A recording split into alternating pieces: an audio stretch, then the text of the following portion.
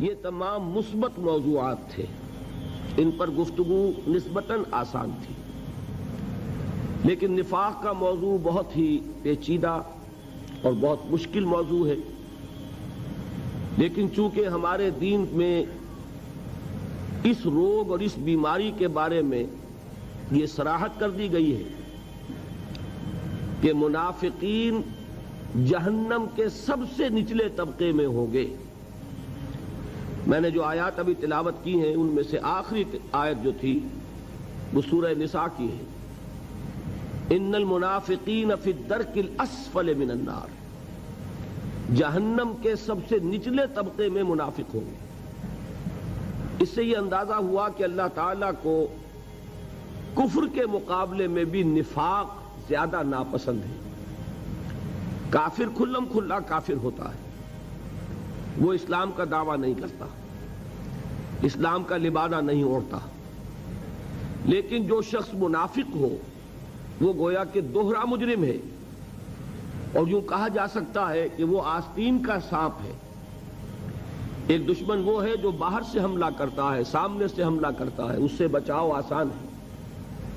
ایک دشمن وہ ہے جو اندر سے ڈنک مارتا ہے، ظاہر بات ہے کہ اس سے بچاؤ اور تحفظ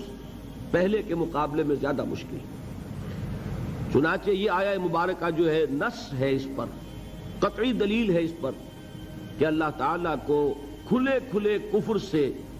کہیں زیادہ نفرت نفاق سے۔ پھر یہ کہ ایک اور آیت میں نے آپ کو سنائی، وہ سورہ توبہ کی آیت ہے۔ کسی مسلمان کے لیے ایک آخری ذہنی سہارا ہوتا ہے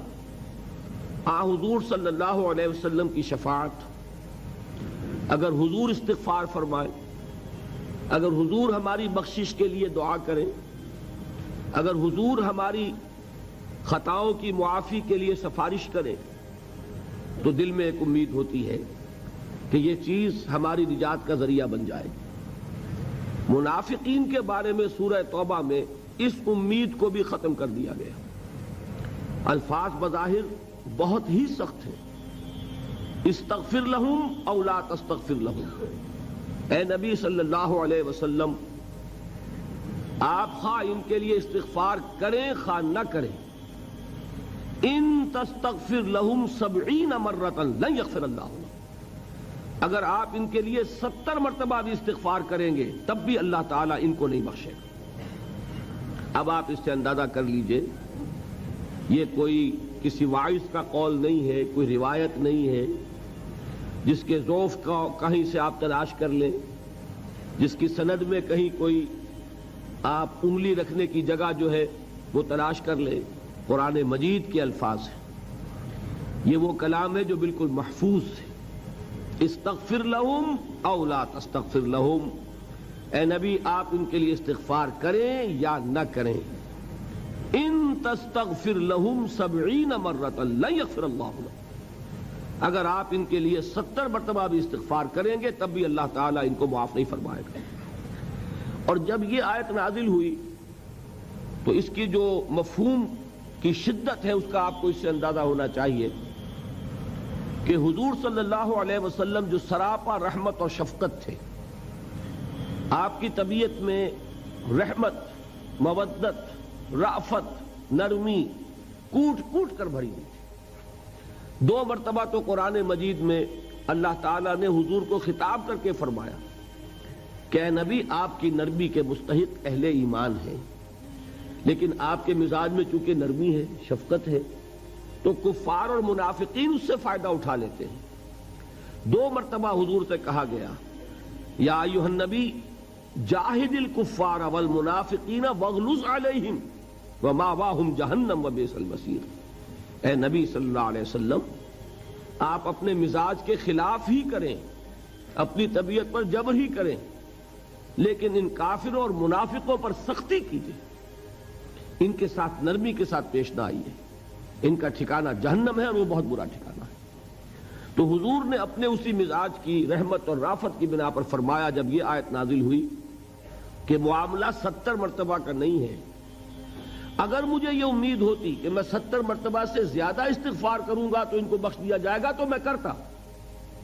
یعنی اس کے معنی کیا ہے کہ در حقیقت عدد 70 کا مراد نہیں ہے، بلکہ اللہ تعالیٰ نے مجھے روک دیا ہے اور مجھے بتا دیا ہے کہ کتنا بھی استغفار میں کروں ان منافقین کے لیے وہ ان کے لیے سود مند نہیں ہوگا۔ 70 نہیں 70,000 مرتبہ میں کرنے کو تیار ہوں اگر امید ہو، لیکن یہ ہے کہ در حقیقت اس کے معنی یہ ہے کہ کسی شکل میں بھی منافقین کے لیے مغفرت نہیں۔ اب ان دو چیزوں سے اندازہ ہو جانا چاہیے کہ کس قدر قابل حذر شے ہے، کتنی خوف کے لائق ہے، انسان کو کتنا اس سے بچنا چاہیے۔ اس کے ساتھ ایک مغالطہ ہے جو ہمارے ذہنوں میں لاحق ہے۔ وہ مغالطہ کیا ہے کہ ہم یہ سمجھتے ہیں کہ منافق کوئی علیحدہ جنس ہے، کوئی علیحدہ نوع ہے، ہم تو منافق ہو ہی نہیں سکتے، ہم سے نفاق کا کیا سروکار۔ اچھی طرح سمجھیے اس بات کو کہ جب ہم ان آیات پر سے گزرتے ہیں، ان احادیث کو پڑھتے ہیں جن میں منافقین کے انجام کا ذکر ہے، تو ہم لرزتے نہیں۔ کیوں نہیں لرزتے؟ کہ ہم سمجھتے ہیں یہ تو منافقوں کا ذکر ہے، ہمارا تھوڑا ہی ہے۔ یہ چیز وہ ہے کہ جس کی بنا پر جو ان آیات کی تاثیر ہونی چاہیے اس سے ہم محروم رہتے ہیں۔ تو وہ جو نظم سنائی تھی حافظ عرفان صاحب نے کہ آنکھیں ہیں کہ نم ہوتی ہی نہیں، کہنے کو تو ایک ایک محفل میں پڑھ پڑھ کے سنایا جاتا ہوں، قرآن پڑھا جا رہا ہے، آنکھوں میں نمی نہیں آ رہی، دل میں نرمی نہیں آ رہی۔ ایسی وعید والی آیتوں پر سے ہم گزرتے ہیں جس کو پڑھتے ہوئے سنتے ہوئے صحابہ کانپ جاتے تھے، ہمیں کچھ نہیں ہوتا، اس لیے کہ ہمارے ذہنوں میں یہ بیٹھا ہوا ہے، جیسا کہ میں نے عرض کیا، ہم تو بخشے بخشا ہیں، ہم سے کیا سروکار، یہ تو کافروں کی بات ہے۔ اسی طرح جہاں منافقین کا ذکر آتا ہے اس پر سے ہم سرسری طور پر اس لیے گزر جاتے ہیں کہ ہم تو منافق تھوڑا ہی ہیں، ہم سے کیا سروکار نفاق کا۔ لہذا ان آیات کو پڑھ کر جو ہمیں اپنے گریبانوں میں جھانکنا چاہیے تھا